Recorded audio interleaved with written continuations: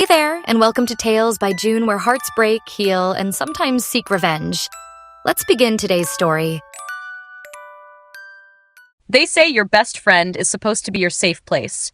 The one person who sees all your broken pieces and holds them together without judgment. For a long time, that's exactly what Ethan Parker was to me. We met during our sophomore year at NYU, two very different people crammed into the same econ class. Ethan was everything I wasn't. Tall, effortlessly attractive, always dressed in designer clothes and carrying the confidence of someone born into money. His family owned Parker and Hayes, one of the top luxury retail brands in the country. People recognized his last name in every room he walked into. Me? I was the girl with thrift store cardigans and a coffee-stained laptop, a Queens native, scholarship kid, raised by a single mom who worked night shifts at a diner so I could have a future. I was invisible in the crowd, but somehow Ethan saw me. It started with a cup of overpriced coffee. "You looked like you were about to pass out during that lecture," he said, handing me the paper cup with a grin. "Figured caffeine might save your life." I smiled back, trying not to show how fast my heart was beating. That's the thing about Ethan. He made you feel like you mattered, and before I knew it, I was part of his world. We became inseparable. Study buddies, late-night diner runs, Sunday movie marathons. When his rich friends made fun of my thrifted clothes or my beat-up car, he'd shut them down with a single glare. With Ethan, I never felt small. I never felt poor. I just felt seen. "Why do you always read romance?" he asked one night in Washington Square Park, watching me flip through a well-worn paperback. "Because they feel real," I said softly, hugging the book to my chest. "Even the cheesy ones where the billionaire falls for his assistant?" he teased. I smiled. "Especially those." We laughed, and for a moment it felt like we were the only two people in the city, the only two people that mattered. But what Ethan never knew, what I could never tell him, was that I was already in love with him. Deeply. Desperately. Silently. I tried to bury it. I reminded myself daily. He dated girls who looked like they belonged on runways. Girls with perfect smiles and perfect lives. I was the friend. The "you're like a sister" girl. The emotional support, not the love interest. Still, I stayed. I told myself being near him was enough, that I didn't need anything more. After graduation, Ethan asked me to join his company, Parker and Hayes. "We're expanding fast," he said. "I want you by my side, always." So I became his executive assistant. The person who knew his calendar better than he did, who reminded him to eat, to sleep, to breathe, who stayed late so he could shine. And then came Madison Blake. That was the beginning of the end. She was Ethan's new business partner, brought in to revamp branding and secure new investors. Former model, current venture capitalist, the kind of woman who walked into a room and made everyone else feel like background noise. The first time she entered our office, heels clicking on the marble floor, the entire energy shifted. She wore a white silk blouse, designer sunglasses, and a confidence that said she'd never once been told no. She extended her hand toward me. "Hi, I'm Madison, Ethan's partner." I shook it. "I'm Emily, his executive assistant." Her smile tightened. "Of course you are." That was all it took. A look. A tone. A woman like her didn't have to say much to make you feel small. And just like that, my place in Ethan's world began to fade. Something had changed between us, and it wasn't subtle anymore. Ethan, my best friend since college, once laughed the loudest at my dry jokes, called me for advice at midnight, and remembered the smallest details about my life. My favorite coffee order, how I hated thunder, the way I chewed my pen when I was nervous. Now, he barely looked up from his phone when I entered the room. Madison Blake had arrived 6 months ago as a strategic investor turned business partner. She was everything I wasn't. Sharp, fashionable, assertive, and unapologetically ambitious. And to Ethan, she was magnetic. Their chemistry was undeniable, and I hated how easily she slid into the center of his world. I told myself I didn't care, but I did. I cared so much it burned. At first, I tried to welcome her. I brought her up to speed on the company's operations, helped her settle in, looped her into team meetings. But soon she started speaking over me, dismissing my ideas, and isolating me from major decisions I used to be part of. Worse, Ethan let her. It started with missed invites to meetings, delays in sharing critical files, and awkward silences in the break room. The air between us, once familiar and warm, was now heavy with unspoken tension. The first real rift came over a marketing strategy I'd spent 2 weeks crafting. It involved a collaboration with a social impact brand I'd been nurturing for nearly a year. I presented the idea to Ethan during a Monday huddle. He nodded along, expression unreadable. Madison stayed silent throughout. The next morning, I walked into the boardroom only to find Madison presenting my strategy as her own. She changed a few aesthetics and shifted the language slightly, but the structure, partnerships, and concept were unmistakably mine. I confronted Ethan later that day. "Did you know she took my pitch?" He sighed. "Emily, it's not about credit. We're a team. Madison just packaged it better. It was mine.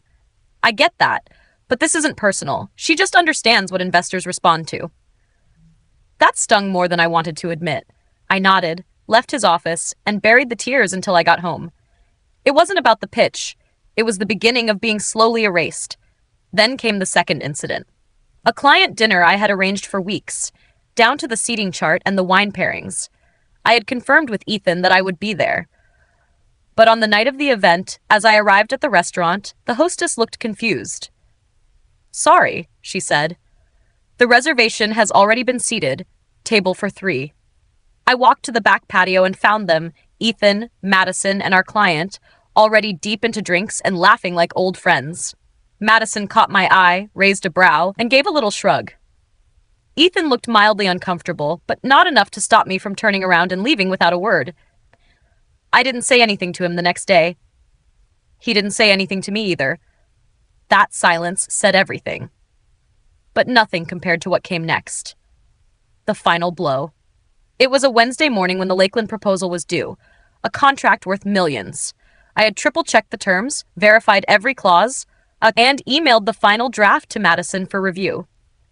Per protocol, she was supposed to forward it to legal and then to the client.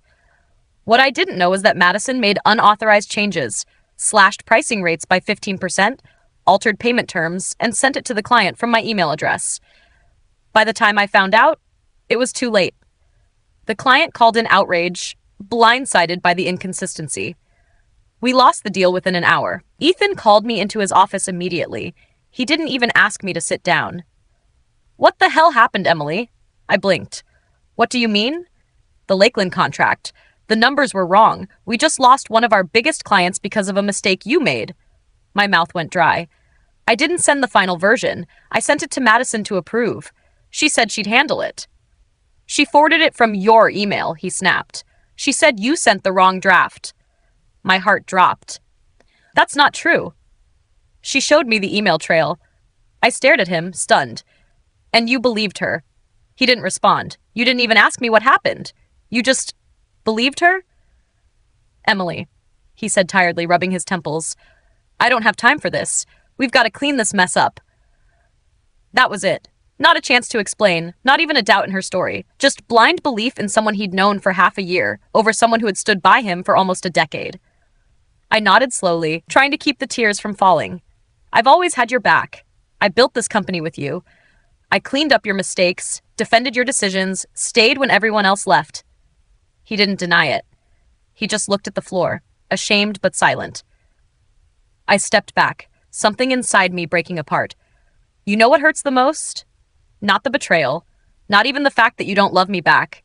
It's the fact that I thought you'd at least respect me. He looked up, eyes wide. "Emily?" "No," I cut in, voice trembling but clear. "I'm done fighting for a place in your world. You let her push me out, and you watched it happen." I turned and walked toward the door, hand on the knob.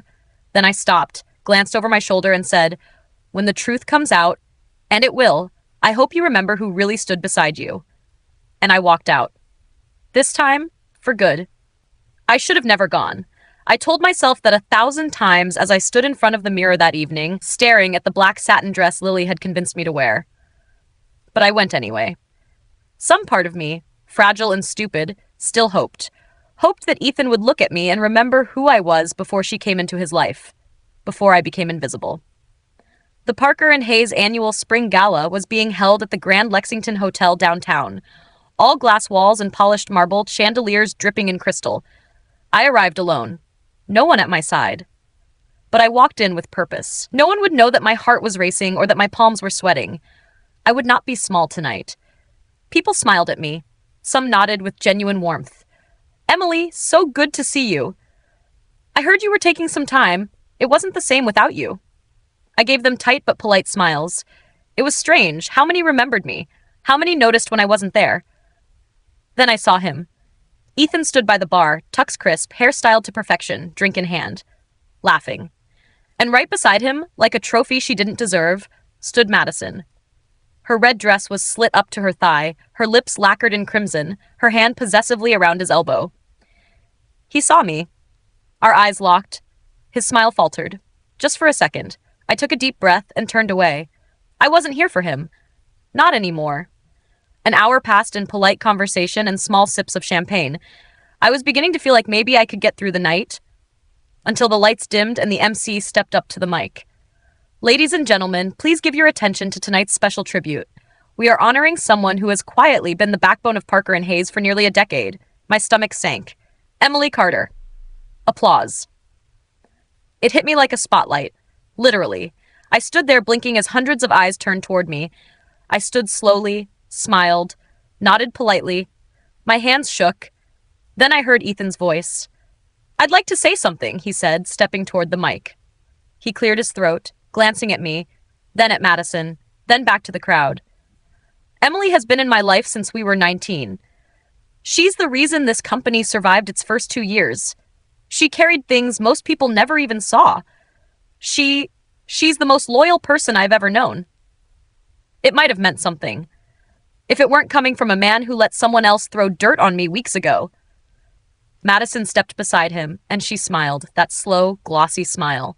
Of course, she said sweetly into the mic, Emily was always loyal, especially to Ethan. People chuckled politely. Some of us were loyal to the job, but Emily, she was loyal to her feelings. She looked at me, eyes glinting. She was in love with him, everyone. The room stilled. She told me, Madison continued. Can you believe that? She actually confessed that every late night, every phone call, every fake smile, it was all because she was hopelessly, pathetically in love with her boss. A few people laughed. Others looked away. I could feel the humiliation burning across my cheeks, down my spine. I turned to Ethan. He looked like he wanted the floor to swallow him whole. But he didn't say a damn word. Didn't you ever wonder, Madison added, why she stayed around all those years? It wasn't duty. It was desperation. My vision blurred with tears. Not from sadness, from rage. I walked toward the stage. Madison laughed, leaning slightly away from the mic.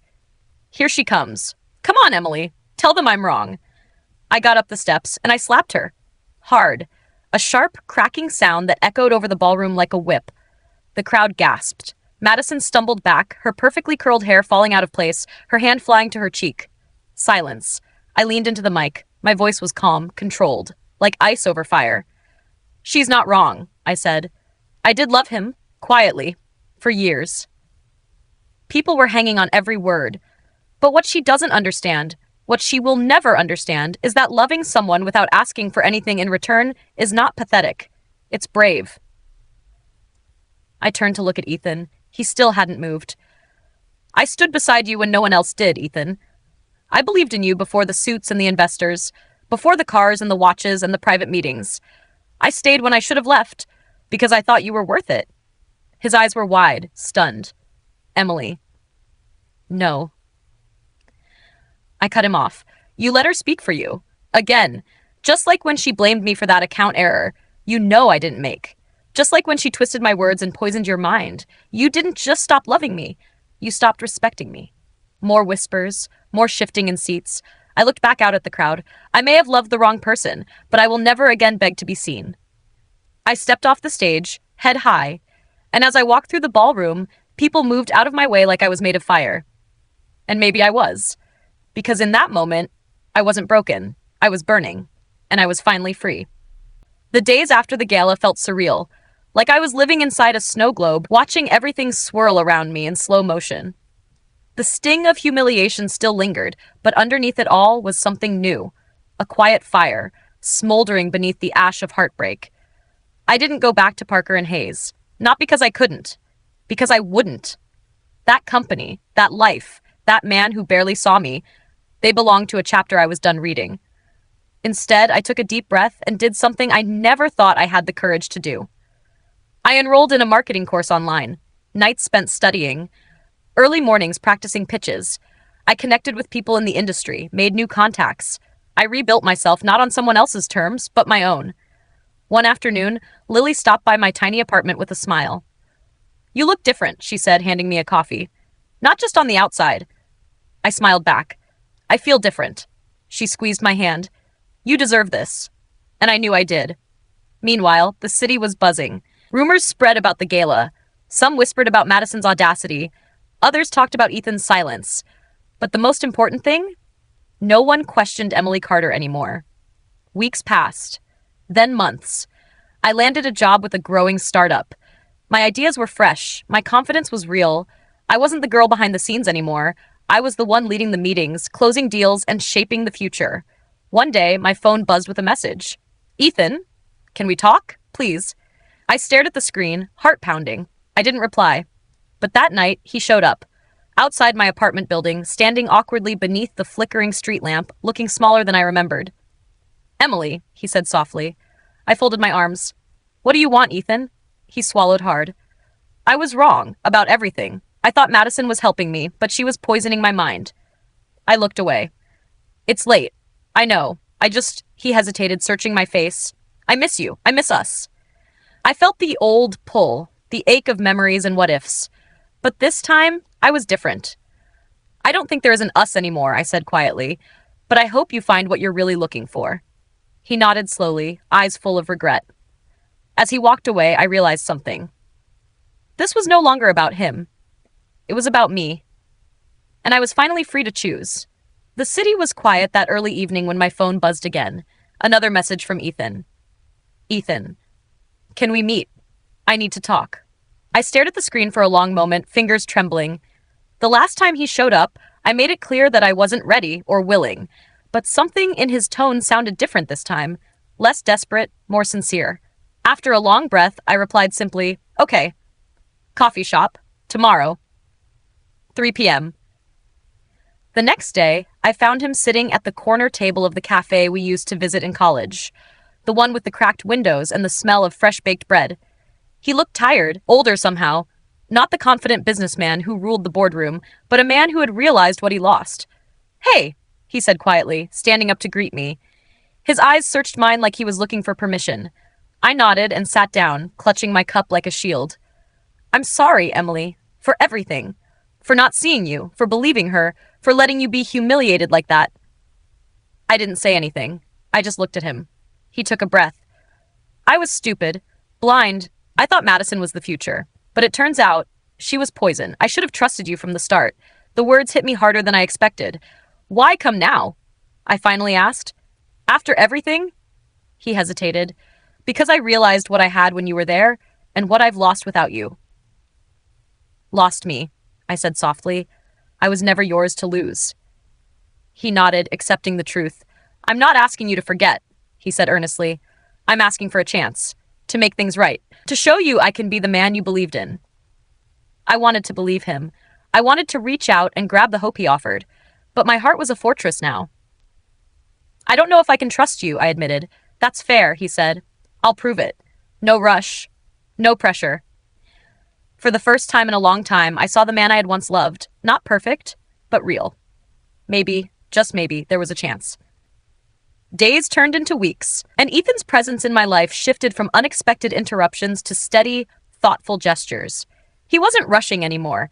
No grand declarations or desperate promises, just quiet attempts to show he was different. One Friday evening, after a long day of meetings and brainstorming for a new client, I found a note slipped under my apartment door. The handwriting was unmistakable. "Dinner at Lila's tonight? 7 p.m. No pressure. Just us." Lila's was a small, cozy Italian restaurant downtown. It wasn't flashy or pretentious, just the kind of place where conversations felt real. I debated all afternoon. My heart and mind were tangled in a battle I wasn't sure I could win. But curiosity, and maybe a little hope, pulled me toward the door. Ethan was already there when I arrived, seated at a corner table, hands wrapped around a steaming cup of tea. He looked up, eyes lighting with something between nervousness and relief. "Emily," he said softly, standing as I approached. I nodded, sliding into the seat across from him. "Thanks for coming," he said. We ordered dinner, but the real meal was the conversation that followed. "I know I hurt you," he began, voice steady, "and I don't expect forgiveness. Not yet." I kept my eyes on the table, tracing patterns in the wood. "But I want to earn your trust back. One day at a time." I looked up then, meeting his gaze. "Trust isn't easy to rebuild," I said. "Especially when it was broken so badly." He nodded. "I get that, and I'm ready to prove it, with my actions, not just words." For the first time, I saw the man I once believed in. Flawed, yes, but genuine. We talked about everything, the past, the misunderstandings, the pain. No blame, just truth. Later, as we stepped out into the cool night air, Ethan reached for my hand. It was tentative, gentle. I didn't pull away. Maybe this was the beginning. Not of a perfect love story, but of one where two people could choose each other, flaws and all. And maybe, just maybe, I was ready to take that chance. After that night at Lila's, things between Ethan and me were different. Not perfect, far from it, but real. He didn't push or plead. Instead, he listened. He showed up, not just physically, but emotionally. And I felt myself softening, even though every part of me screamed to stay guarded. But old wounds don't heal overnight. There were mornings I woke up with a tightness in my chest, wondering if I was making a mistake. Nights when memories of the betrayal haunted me like ghosts. Doubts that whispered, "What if he hurts you again? What if Madison's right?" One afternoon, as I was packing up my laptop in the cafe where I often worked, Ethan approached me with a small, unassuming box. "For you," he said softly. I hesitated but opened it. Inside was a simple bracelet, delicate with a tiny charm shaped like a phoenix. "Because," he said, "I want us to rise from what happened, to be stronger, together." I looked up, tears threatening to fall. "I want that too," I whispered. But then the walls went back up. "I'm scared, Ethan," I admitted. "Scared that loving you again means risking everything." He reached across the table, taking my hand gently. "Then let's take it slow. One step at a time. I'm not going anywhere." Over the next weeks, he kept his promise. No grand gestures, no rush, just quiet support. A text checking in, a coffee dropped off at my office, listening when I needed to vent. One evening, we sat watching the city lights from my rooftop. The skyline stretched endlessly, full of possibilities. "I'm not the same person I was," I said. "And I don't want us to be stuck in the past." "Me neither," he replied. "Let's build something new, on honesty, respect, and trust." I nodded, feeling the last walls crumble, brick by brick. Maybe redemption wasn't just his. Maybe it was mine too. And maybe love, real love, was worth fighting for. The months since Ethan and I began rebuilding had been a mix of hope and caution. I was learning to trust again, but the past had left scars that didn't fade easily. Then came the phone call. "Emily, we need to talk." Ethan's voice was tense, almost desperate. I met him at a quiet cafe downtown, the kind where conversations could stay private. "What's wrong?" I asked, watching his face closely. "It's Madison," he said, eyes darkening. "She's stirring up trouble again, spreading rumors at Parker and Hayes, trying to sabotage your new job." My heart sank. "Why would she do that?" I whispered. "Because she's bitter, and she knows you're the reason she lost me," Ethan said, anger flickering in his eyes. I looked down, feeling the weight of it all. Just when I thought the past was behind me, it was dragging me back. "We can handle this together," Ethan said, reaching for my hand. I hesitated, but let him hold it. That night, I sat alone in my apartment, the city lights twinkling outside the window. Doubts clawed at me, but beneath them was a steady pulse, a reminder of how far I'd come. The next day, Ethan accompanied me to the office. Together, we faced whispers and sideways glances, but I stood taller, fueled by his support and my own strength. At a company meeting, Madison's name came up. Subtle digs and pointed questions meant to unsettle me, but I responded with calm confidence. "I'm here to contribute and grow, just like everyone else," I said firmly. "Let's focus on the work." Ethan watched me, pride shining in his eyes. Afterward, as we walked to the elevator, he squeezed my hand. "We're stronger than this," he said.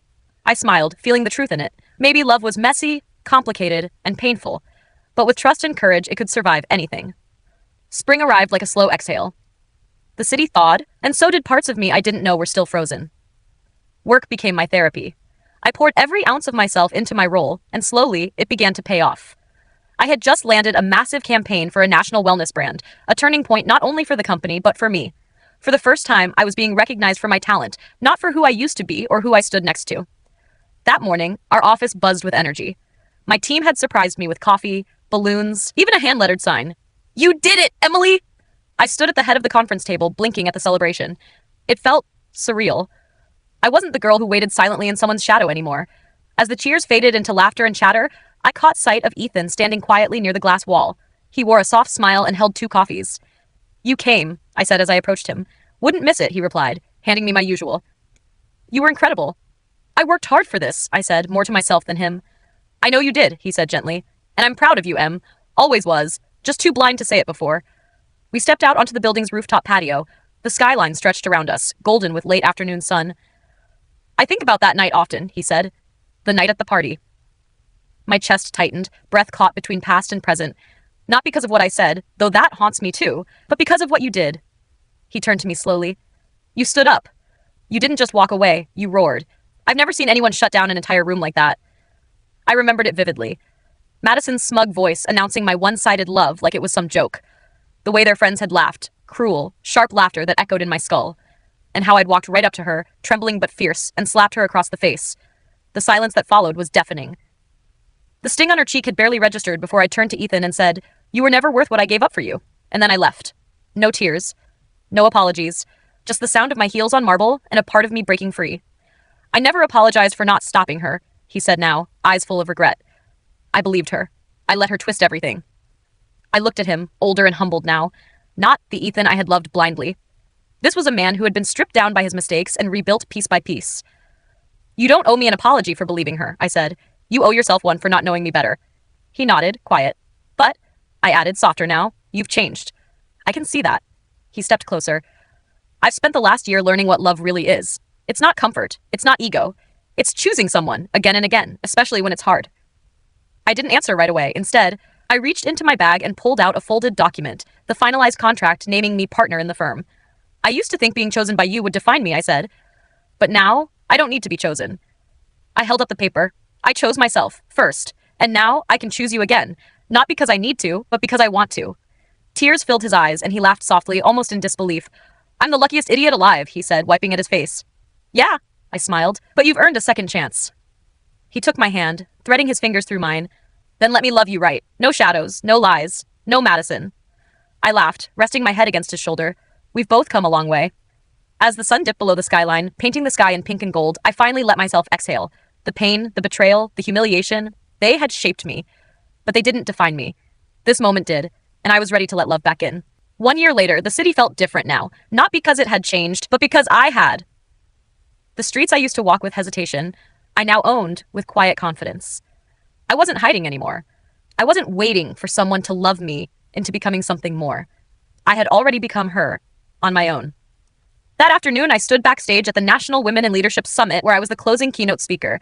My company, Phoenix & Co., had been named one of the top 10 startups to watch, and the ballroom was packed with industry leaders, press, and aspiring founders. Just before I stepped onto the stage, I spotted Ethan sitting in the front row. He didn't wave or make a show of support.